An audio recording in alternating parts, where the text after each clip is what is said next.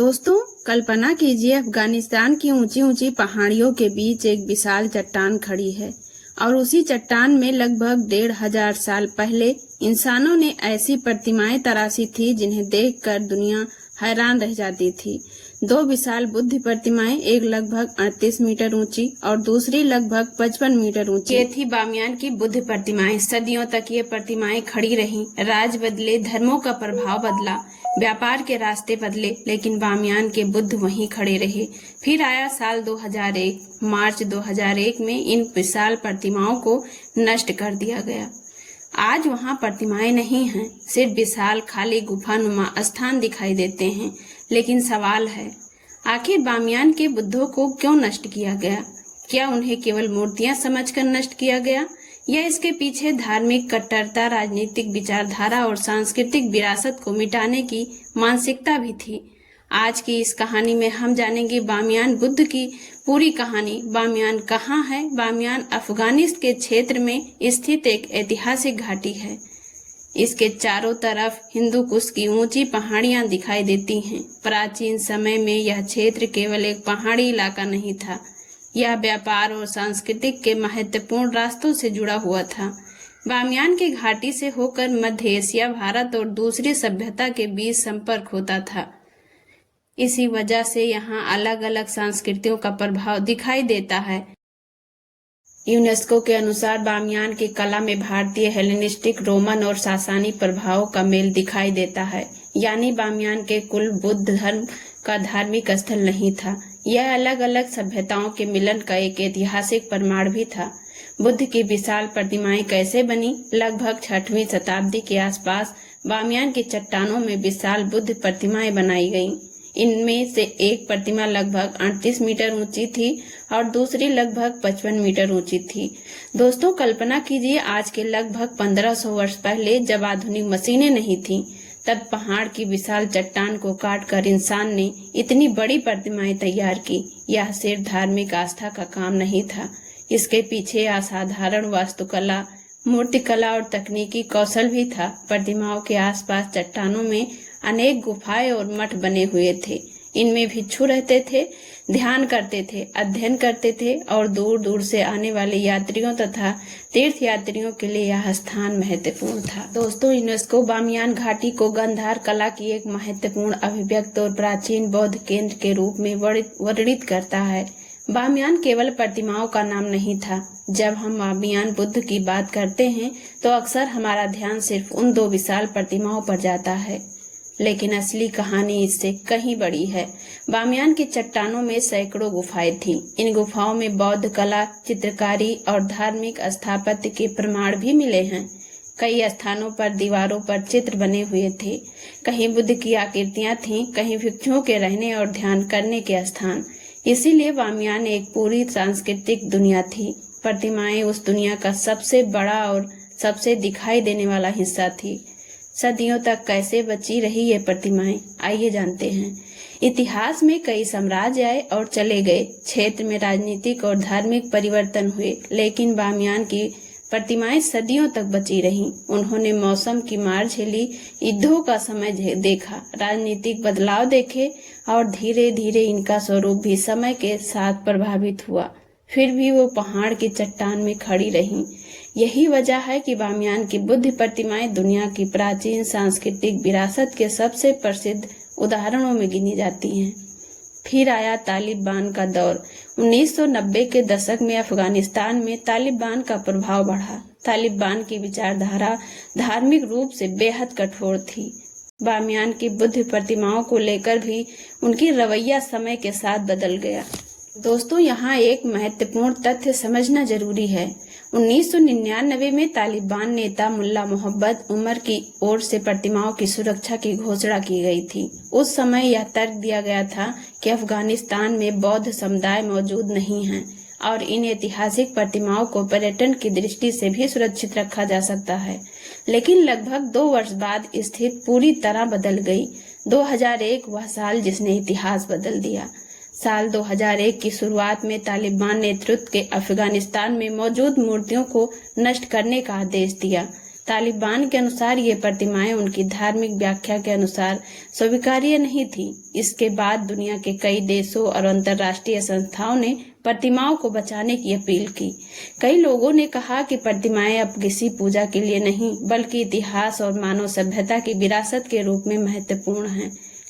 लेकिन इन अपीलों का कोई परिणाम नहीं निकला। मार्च 2001 में प्रतिमाओं को विस्फोटकों और भारी हथियारों के इस्तेमाल से नष्ट कर दिया गया। यूनेस्को के अनुसार यह विनाश जानबूझकर किया गया था और इस घटना ने पूरी दुनिया को झकझोर दिया।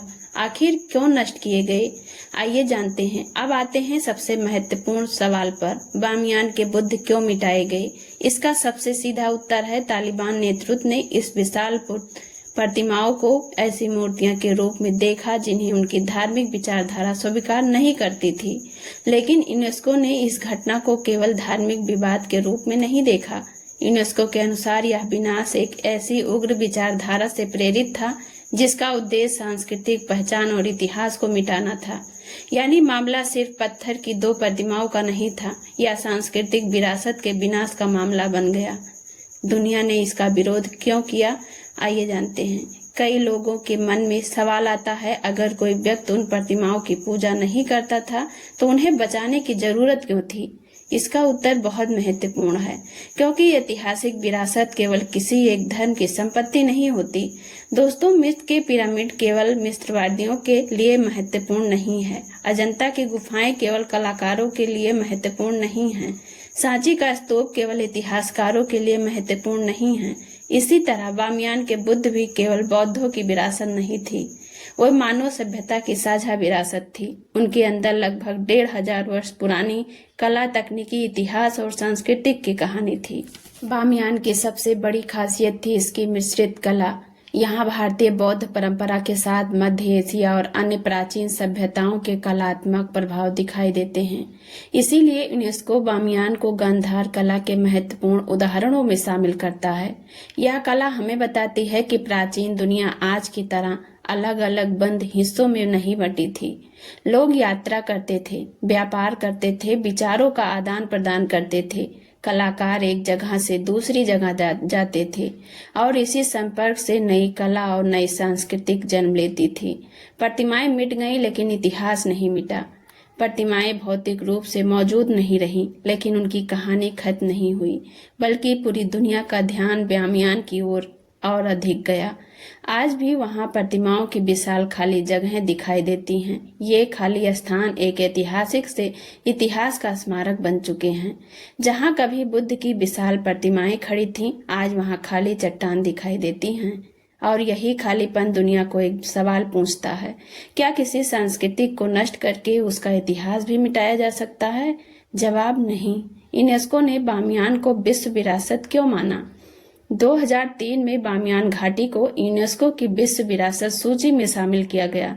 इसे विश्व विरासत सूची में शामिल करके साथ साथ खतरे में मौजूद विश्व विरासत की सूची में भी रखा गया, क्योंकि वहां की पुरातात्विक और सांस्कृतिक सामग्री बेहद संवेदनशील स्थिति में थी।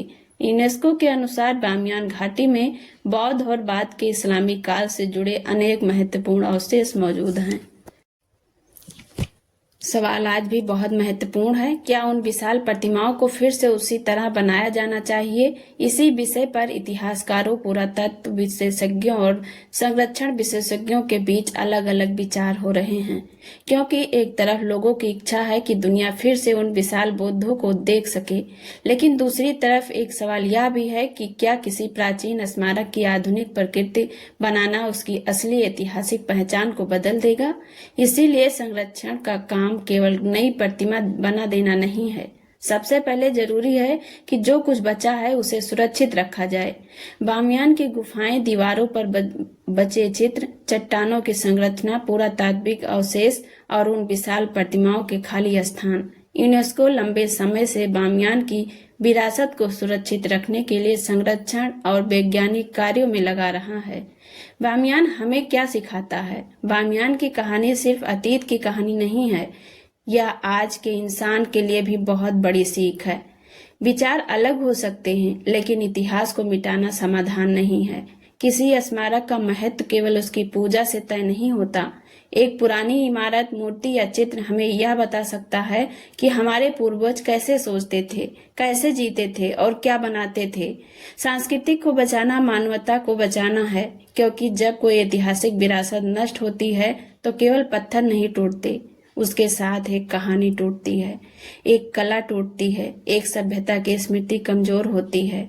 आज के बामियान की तस्वीर, आज जब कोई बामियान की उन विशाल खाली जगहों को देखता है तो मन में एक अजीब सी भावना पैदा होती है। कभी वहां 2 विशाल बुद्ध प्रतिमाएं खड़ी थीं, लोग उन्हें देखने दूर दूर से आते थे। आज प्रतिमाएं नहीं है, लेकिन उनकी अनुपस्थिति ही उनकी कहानी कहती है। उन खाली स्थानों में इतिहास की एक आवाज सुनाई देती है। सभ्यता बनाना कठिन है, लेकिन उसे नष्ट करना बहुत आसान। एक कलाकार को अपनी कला बनाने में वर्षों लग जाते हैं, एक सभ्यता को विकसित होने में सदियों लग जाती हैं, लेकिन नफरत और कट्टरता का एक निर्णय हजारों साल की विरासत को कुछ ही समय में नुकसान पहुंचा सकता है। बामियान के बुद्ध लगभग 1500 साल तक पहाड़ की चट्टान में खड़े रहे।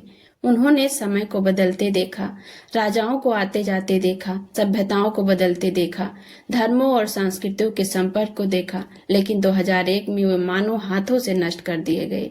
आज उनकी जगह खाली है, लेकिन इतिहास की किताबों में वे अब भी मौजूद हैं। उनकी कहानी हमें याद दिलाती है कि विरासत किसी एक व्यक्ति की नहीं होती, वह आने वाली पीढ़ियों को अमानत होती है।